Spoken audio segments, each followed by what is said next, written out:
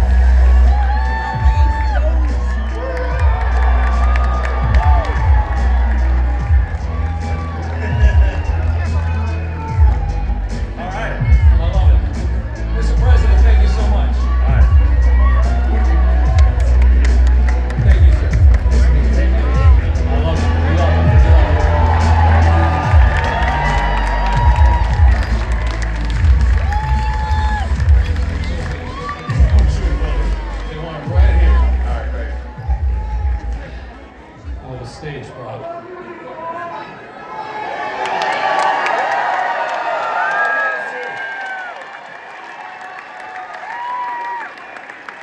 Thanks, guys. Good to see you.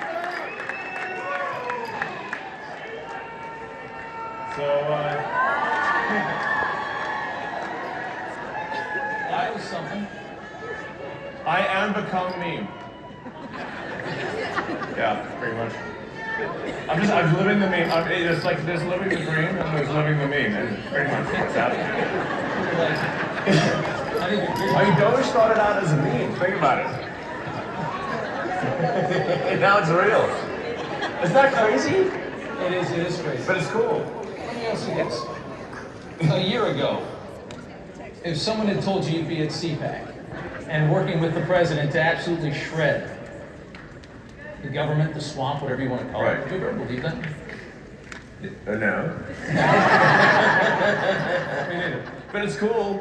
This is awesome. And I just want to say, thanks for your support. I mean,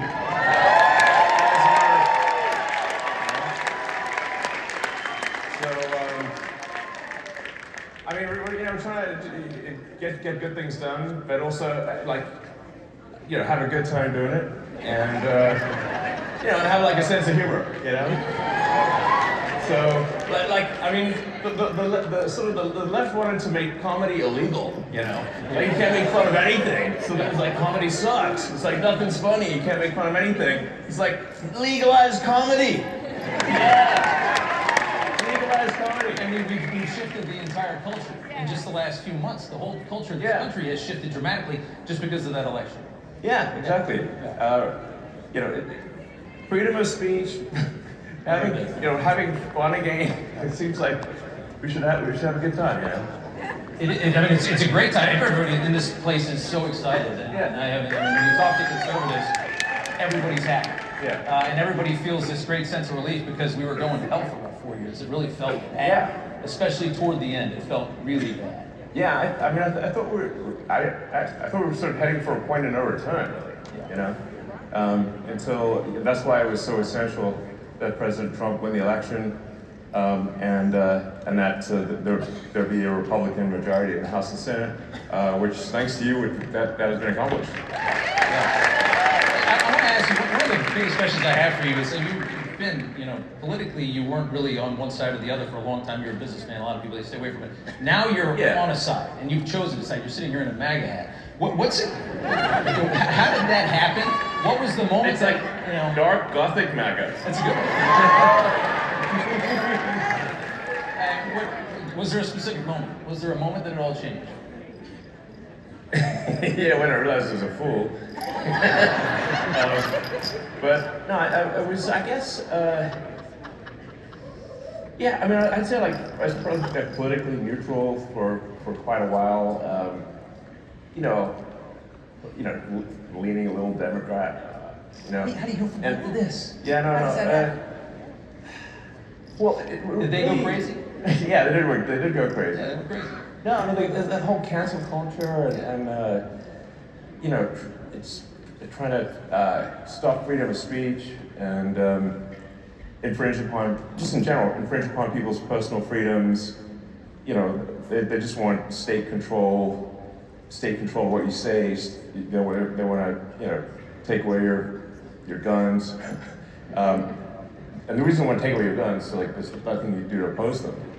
So it's sort of like, you know, I just like we just need to restore the fundamental elements of what made America great, which is freedom and opportunity. We're seeing a lot of these freedoms disappearing in the West. It's not just about America.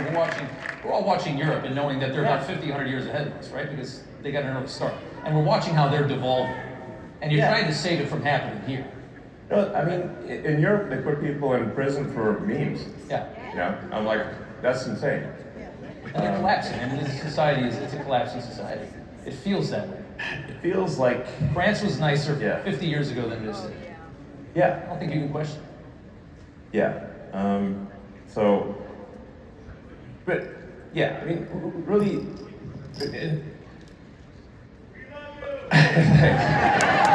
you too.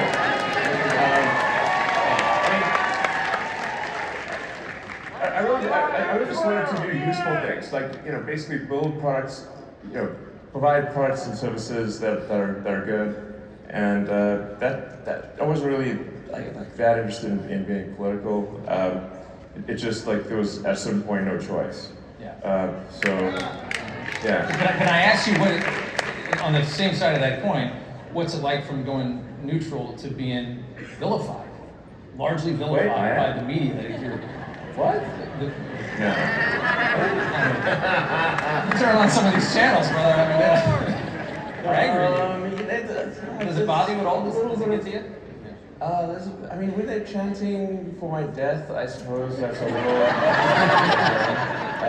But then, like, the song's not even that good, and it's like the whole death chant. That's nothing. Please. They've been singing a lot. It's good music. There's a lot of music lately. It's not good music either. Yeah. Yes. I would say that you know, watching what you're doing with Doge is just people love it. I mean, I've always looked at the government, and I've always looked at the government. I've seen this big machine and you just know that they waste because they don't care. There's more money coming. They don't care. Yeah. You're cutting all this out. Everybody in this country knows that the government is full of waste, fraud, and abuse, and you're doing the work, and the Americans love it. Watching their reaction politically to this, I can't believe how bad they are at responding to this. I don't know how you're going to sit there and scream and complain because they're cutting waste out of the government and try to win another election. How do you try to win them? Well, at this point, I'm not sure how much of the left is even real. How much is propped up by our money? Yeah, like literally, you see like these sort of fake rallies where there's like hardly any people, and the media will like frame it and like, you know, get all 6 people, you know, in the frame, and nobody else is there. Like just it doesn't have popular support. But then you learn that like there's hundreds of billions of dollars going to these so-called NGOs. And it's your tax dollars that are funding things that are fundamentally anti-American. And they're propping up their narrative. Yes. A lot of that government money has been propping up a left that I don't think is as strong as they made it seem. In fact, a massive amount of your tax dollars is going to legacy media companies. Yes. Directly from the government. The government wants to take over. Yeah, sir. That's why we have X. Yeah, and that's why you spent $44 billion. I mean, that's a lot of money. I mean, more than it was probably worth. But there was a message. Freedom is priceless. Priceless. Yeah. Probably one of the most important investments this country has. If you got to protect the First Amendment, it's not much more important than that. Yeah, I mean, I got a lot of criticism, and people said, well, that proves he's a huge idiot from a, you know, like, look, you know, he bought it for whatever, $44 billion, and now it's worth like 8 cents. And it's not worth 8 cents. But you know, there's it was essentially to you know, buy freedom of expression, and Once that's gone, it's all over. Yeah. It's all over. Yeah. The tyranny is really quick after that. Yeah, I mean, like, you know, it's all the sort of federal money going to media companies is what it helps explain why the legacy media all says the same thing at the same time. Yeah. Like, isn't it, like, it's like weird, like you put them up where it's like, you know, like when they, you know. They're mouthpieces for the state. the state. Yes. And that's what we've come to know. Yeah. It's scary. And I like that meme where they're, because they're always saying like threat to our democracy, but if you just replace democracy with bureaucracy, it makes a lot of sense. Big threat to the bureaucracy. That's exactly right. Let's talk about these Doge dividend checks that everybody's talking about this week. And I know you tweeted out that you were gonna. Does everybody want like a $5,000 check?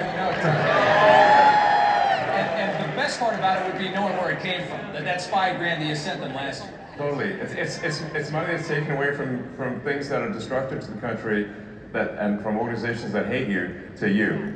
That's awesome. Does it seem like have you talked? I mean, that's like glorious. That's like the spoils of battle, you know. I like that. Is there traction on that? Yeah. So I talked to the president. He's supportive of that, and so it sounds like, you know, that's something we're going to do. Yep. So as we're finding savings, that's going to translate directly to reductions in tax. So. Yeah. I think they fired 6,000 people at the IRS. And I think Letnick said last night that they're talking about shutting down the IRS.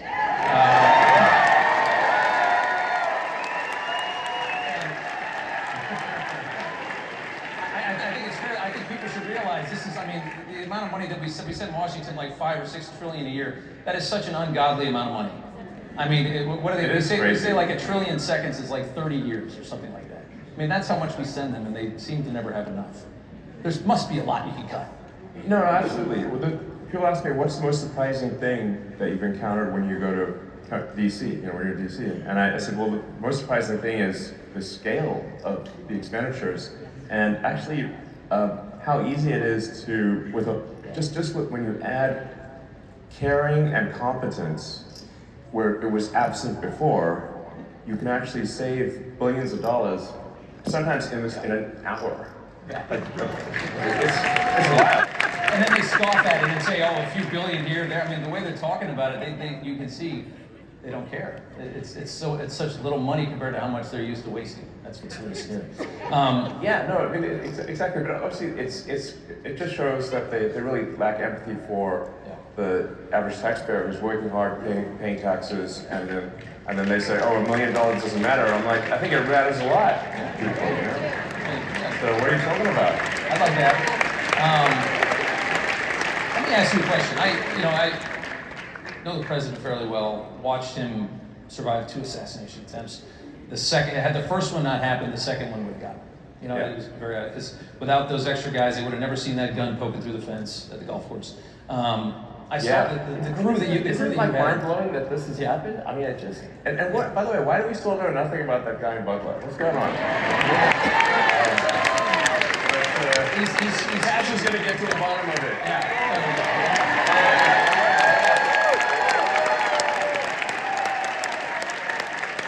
Confirmed just a couple hours ago, but I saw that the security detail that you had come in is enormous.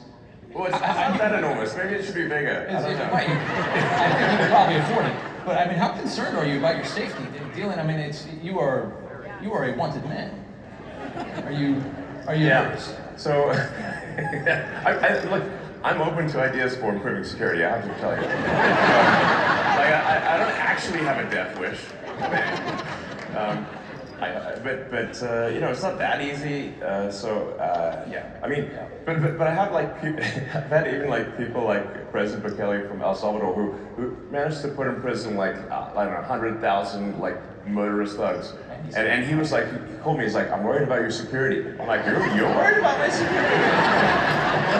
What? Okay. That's it, you know. I mean, yeah, talk about guts to do that down there. I mean, yeah, totally. And then survive. Like, I was like, how did you put all those thugs in prison without dying? Because it seems like that would have been not easy. You know? Well, the president has one of his top attorneys is now investigating, I guess, Chuck Schumer for threats against SCOTUS, congressman on the Democrat side. We're saying, basically saying we can bring a war to you, like a fight to you. I mean, the rhetoric, you guys are screwing with things that are not supposed to be messed with. And well, we're fighting the Matrix. There's a lot of people that really don't want that to happen. Yeah, we're fighting the Matrix big time here. Yeah. But it's got to be done. Yeah.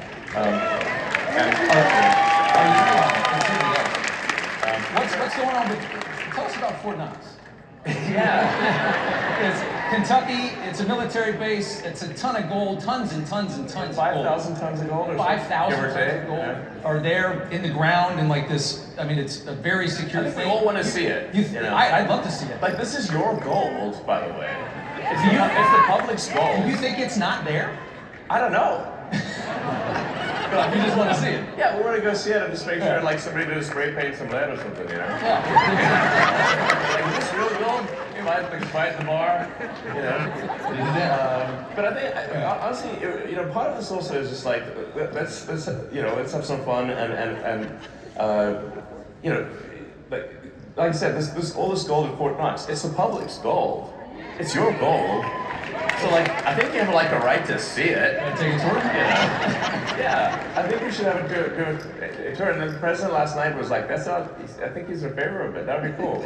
And then it should be like a live tour. Like, you can see what's going on, open the door, like, what's behind it. Well, I think I'd watch that. What does 5,000 tons of gold look like? How big is it? Is it the size of this? It's gotta be pretty big, you know? It's got to be a lot of But gold. there's some other stuff in there. Like, if you walk around, like, I don't know, there's some other stuff in there. Are you thinking about auditing the Federal Reserve as well, which is obviously Yeah, sure. regulates our economy? I imagine you think the waste has got to be everywhere. Yeah, no, waste is pretty much everywhere. People ask, like, how can you find waste in DC? I'm like, look, it's like being in a room, and there's target, the wall, the roofs, and the floor are all targets. So it's like, you're gonna close your eyes and go shoot in any direction. You can't miss, you know? So it's pretty wild. Like you just push on things a little bit and you save billions of dollars. Like, just a little bit, you know? It's wild. It's scary, isn't it? That's why I say, it really is underrated where if you add caring and competence, how much things improve. Yeah. And we just find so many totally crazy things, which, we're sharing with the public. We post everything we learn, just that. So you can see it. What do you? It's been totally wild. Like, we just did like a check the database on Social Security. Like, it says how many alive Americans eligible for Social Security are there? And according to the database, it's over 400 million. And we're like, wait a second. And how many are getting? How old are you again? Yeah. And then I'm trying, like, one person in there is like 360 years old. I'm like, what, they know Grand Prix or something? America didn't exist before that time. Like, so There were dollars. maybe it's just me, but I think it's a red flag. I don't know. And are there indications that there were checks going to those people, or any of those people? Well, Yes, I guess the question, right? I get the Social Security Administration's dumb, but are they paying these people? Are they that dumb? I don't know. A bunch of money is going after the Social Security Administration, and in fact, from all entitlements programs, $72 billion in waste in like 7 years. That's $10 billion a year. Well, I think the Fraudulent payments. the rough estimate from the Government Accountability Office is over $500 billion a 40-year. $500 billion. And how long time? Per year. Per year? On Social Security? No, on all on all government. On all entitlements. All entitlements. All entitlements, Yeah. It sort of actually makes sense when you look at the thing from a top level and say, like, okay, there's $7 trillion of spending by the government. What percentage do you think is fraudulent? Okay, exactly. Like, a conservative estimate of the $7 trillion would be 10%. Conservative. Probably higher than that, yeah. Exactly. Feels like a quarter out of every dollar, right? But if the fraud's only 10% of $7 trillion, you've got $700 billion of fraud. Yeah. And by the way, it's like really easy to take advantage of the federal government. Very easy. So. Look at COVID. Yes. Everybody got rich during COVID. I mean, look at all these scammers. I mean, it's unbelievable. It looks like, in terms of COVID payments, Yeah. there was something like $200 billion of COVID payment fraud taken by fraudsters out of the country. That's like I think, listen, if there's going to be fraud, it should at least be domestic. You know. But they managed to get $200 billion out of the country. I'm like, what? Didn't we notice that? Let me ask you, let's do immigration here for a second. You know, there's this move now that Trump's latest thing is that he's going to cut funding, any kind of money that ends up in the hands of illegal immigrants. So if you're funding these sanctuary cities and states, that's how they thrive, right? They're paying for these hotels. That's all federal money. If you got a hotel in your city, in New York, you got all these hotels full of migrants, that's not state money, that's the feds are covering that. He's going to cut all that. It's really hard to deport 15 million people. And it seems like the move now is, let's see if we, especially at the rate that we're going, it seems like the move now is, let's make it so that they leave on their own. If there's no longer a dole system for them, if they can't get their hands on hotel rooms and money, they're going to go back, especially if there's no work. Well, I think it's really important for people to understand that the Biden administration sent any possible money that they could, if there was money they could send to facilitate and amplify illegal immigration, they sent it. Okay, they took money from FEMA meant for helping Americans in distress and sent that money to luxury hotels for illegal immigrants in New York. That is an outrage. They actually did that. And not only that, even after the president signed an executive order saying it has to stop, the FEMA, the sort of whatever deep state bureaucrats still pressed send on $80 million last week to go to the Roosevelt Hotel in New York and other places last week. And now they're mad that it got stopped, and they're like trying to sue to have it be restored. It's like the gumption. You think they're creating a new voter class? Do you think that was the goal when they opened up the borders for 4 years? Create a new voter class, get them citizenship, get them in. Green cards, vote. A lot of these things, like, you don't actually have to assume some grand conspiracy. You just need to look at basic incentives. So if the incentives, fundamentally, if the probability that an illegal is going to vote